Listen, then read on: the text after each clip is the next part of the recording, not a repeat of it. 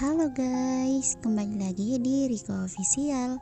Jangan lupa like, comment, and subscribe ya. Cerita ini karya Tevika. Enggak, jangan.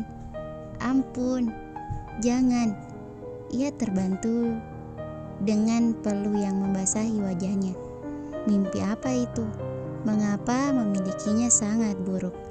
Mengapa mimpinya terasa begitu nyata? Jangan nangis, ada Umi di sini. Udah aman kok, tenang aja. Pelukan ini berbeda, pelukan ini asing. Tapi ia merasa nyaman. Ia merasa terlindungi dengan adanya pelukan ini. Reni mulai mendongakkan kepalanya, melihat siapa yang sebenarnya bersamanya sekarang. Lalu ia melihat sekeliling. Semuanya terasa asing baginya. Ini di mana? Tanyanya pelan. Wanita parubaya yang tadi memeluknya kini membelai wajah cantik itu. Ia tersenyum menanyakan, walau dalam hatinya ikut meringis jika mengingat cerita putranya menatap.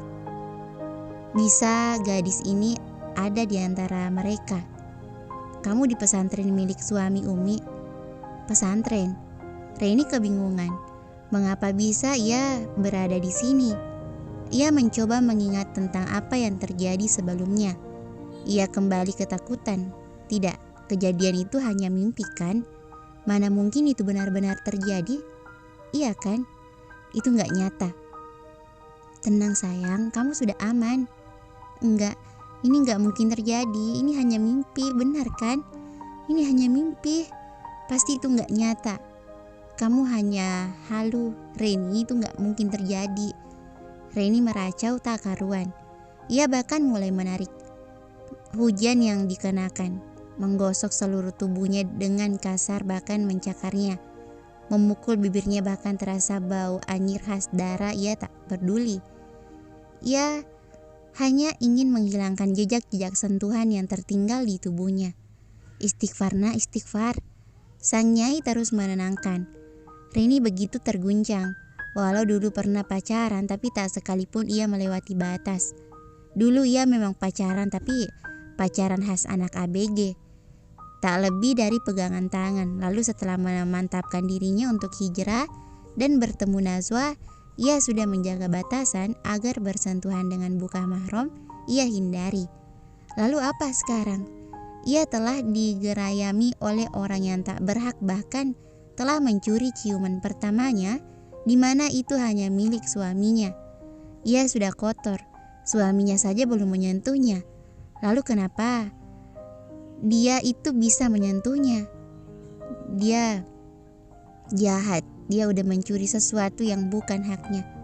Emangnya dia siapa yang bisa melakukan hal itu padaku? Dia sama sekali tak memiliki hak itu. Nurul mengangguk. Ia paham bagaimana kondisi mental Reni sekarang ini. Pasti ia sangat terguncang. Wanita mana yang tak syok setelah mendapatkan perlakuan tak senonoh seperti itu? Iya nak, iya. Sekarang istighfar. Tenangkan diri kamu dulu. Tarik napas lalu hembuskan. Jangan memikirkan hal itu lagi. Tenangkan pikiran kamu. Reni mengangguk dan mengikuti instruksi Nurul. Ia mencoba untuk tenang. Nama kamu siapa? Nurul mulai bertanya. Seseorang yang baru saja mengalami hal yang buruk.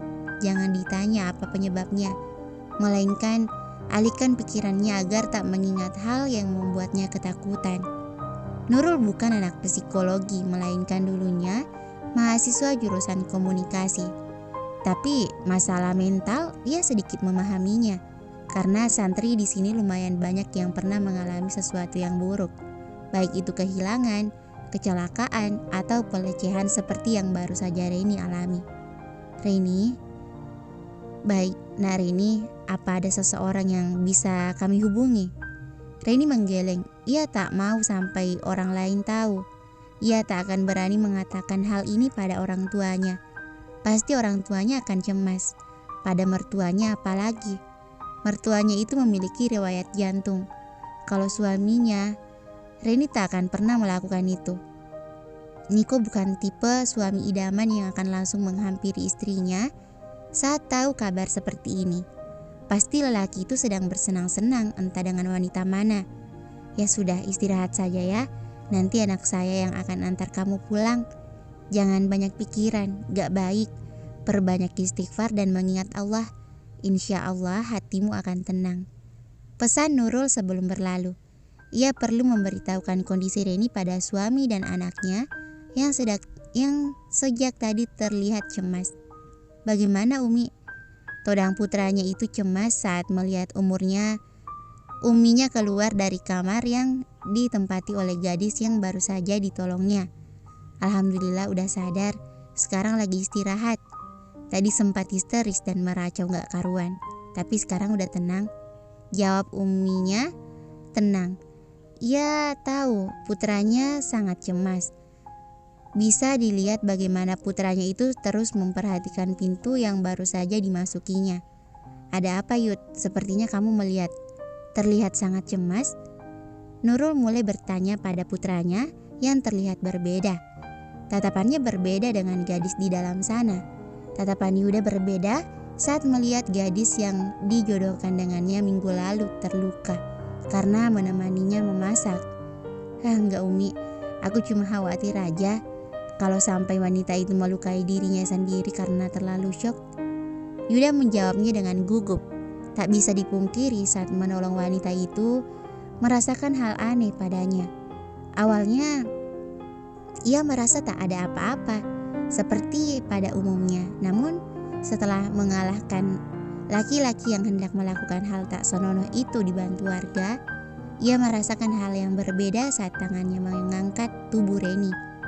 Ada sensasi yang berbeda saat kulitnya tak sengaja bersentuhan dengan wanita itu. Walau ia terus merapalkan doa memohon ampun karena menyentuh wanita bukan mahram. Kamu tak bisa berbohong Yud, kamu anaknya Umi. Umi lebih mengenalmu dibanding kamu mengenal dirimu sendiri. Kamu merasakan hal berbeda dengan dia kan? Tepat sasaran. Yuda menjadi salah tingkah. Ia tak tahu harus mengatakan apa, sebab Nurul menebaknya dengan benar. Dan ia juga tak mengakuinya. Mana mungkin orang jatuh cinta hanya dengan sekali lihat? Tak usah dijawab, Umi tahu yang kamu rasakan. Nanti bicarakan pada Abi dan kita cari jalan keluarnya. Lagian kita tak mengenal dia. Siapa tahu saja sudah memiliki suami kan? Benar juga apa yang dikatakan oleh Uminya. Ia tak boleh gegabah mengatakan pada Abinya bahwa ia menyukai gadis itu. Ia mana tahu siapa gadis itu? Tahu namanya saja tidak. Dia namanya siapa Umi? Katanya si Rani. Bukan, Reni. Ya sudah, Umi pamit dulu ya. Mau ke dapur, jangan masuk ke dalam, bukan mahram. Pengingat Nurul sebelum berlalu. Reni, sepertinya tak asing. Duh, istri kamu kemana Ninik? Udah jam segini baru pulang. Bunda takut dia kenapa-napa. Dia belum pulang. Yani gusar, menantunya entah sekarang berada di mana. Teleponnya gak aktif Bun. Masa iya dia hilang? Udah gede gitu. Reni kan baru di sini. Mana tahu dia tersesat. Bunda cemas banget, gimana nih? Gak bisa dilacak gitu.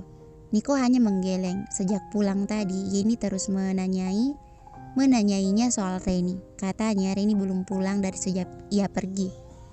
Paling ke rumah temannya Bunda. Aku udah nanya sama Mama Anggi, mereka dulunya pernah tinggal di Bandung. Jadi mungkin aja main dulu.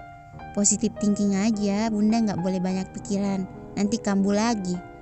Yani mengangguk saja, namun naluri seorang ibu rasanya tak bisa membohongi. Ia takut terjadi sesuatu. Bunda tunggu di rumah, aku yang akan cari di luar. Siapa tahu dia mau pulang, tapi gak ada kendaraan kan? Niko beranjak meraih kunci mobilnya yang ia letakkan di sofa sembarangan saat mengetahui bahwa ternyata Reni belum pulang juga. Ini sudah mau maghrib, tapi wanita itu belum pulang. Dia gak benar-benar hilang kan? Baru saja hendak membuka pintu, tapi pintu lebih dulu terbuka dari luar. Assalamualaikum. Niko mundur perlahan memberikan jalan pada wanita yang entah penglihatan Niko saja. Matanya kosong. Tak seperti biasanya yang tajam atau apapun itu. Waalaikumsalam sayang. Kamu kemana aja? Bunda khawatir banget, takut kamu kenapa-napa.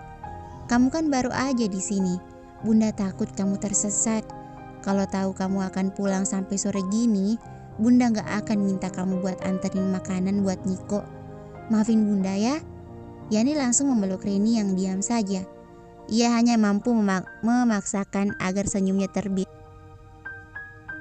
Kejadian itu membuatnya benar-benar kehilangan semangat. Dan pastinya ia merasa bersalah pada mertua dan suaminya. "Gak apa-apa Bunda, tadi aku ngurus sesuatu dulu. Sekalian ikut pengajian di pesantren dekat sini." Reni memang tak berbohong sepenuhnya. Ia tadi memang sempat ikut kajian di pesantren Bada Asar. Yani percaya berbeda dengan Niko, ia melihat jelas perbedaan itu. Reni yang ia tahu tak seperti ini. Reni yang ia tahu bukan tipe pendiam dan tenang. Reni yang barbar seperti tadi siang yang Niko tahu. Katanya berbeda, dirinya juga hilang, entah apa tapi Niko akan mencari tahu itu. "Sekarang Bunda siap-siap buat sholat maghrib, aku aja yang ngurus Reni. Yuk sayang." Yani tersenyum melihat interaksi putranya. Ia tahu Niko akan menyukai Reni. Mengapa juga Niko akan menolak Reni? Bukankah mereka pernah berpacaran? Itu yang sampai sekarang Yani tahu.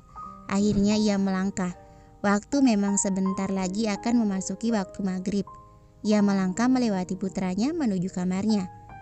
Reni tak menolak perlakuan Niko. Ia hanya melangkah mendahului saja. Itu semakin membuat Niko heran. Biasanya saat bundanya sudah pergi, Reni akan menampilkan aura permusuhan. Tangannya digigit atau dicubit, yang katanya berani menyentuhnya. Sekarang sangat berbeda. Niko melihat tangannya yang sempat merangkul bahu Reni. "Sepertinya lo gak menarik lagi kan? Lo ditolak, kasihan." Kebobrokan itu belum hilang pemirsa.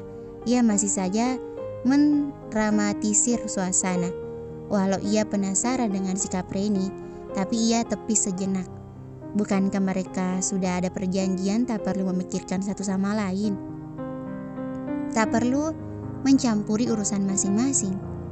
Baiklah, mari bersikap cuek. Tapi ia tak bisa. Penasaran itu mengganggu.